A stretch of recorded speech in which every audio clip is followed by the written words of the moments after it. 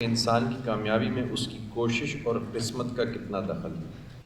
اللہ تعالیٰ نے انسان کو بہت سی صلاحیتیں دے کر بہت سے مواقع اس کے لیے پیدا کر کے خاص زمانے میں بھیجا ہوتا ہے، تو اس میں بہت سی چیزیں تو ان مواقع کی وجہ سے حاصل ہو جاتی ہیں، ظاہر ہے وہ خدا کا فیصلہ ہے۔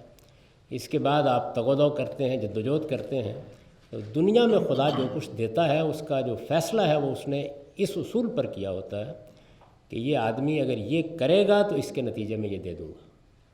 تو اس وجہ سے ہر چیز آپ کی جد و جہد کے ساتھ منسلک ہے، وہ آپ کو کرنی ہی کرنی ہے۔ بعض لوگ کہتے ہیں رزق لکھا ہوا ہے، تو میں نے ان کو کہا کہ ایسے نہیں لکھا ہوا کہ آپ کمرے کا دروازہ بند کے بیٹھ جائیں اور کہیں کہ 98 اوپر سے گر جائے۔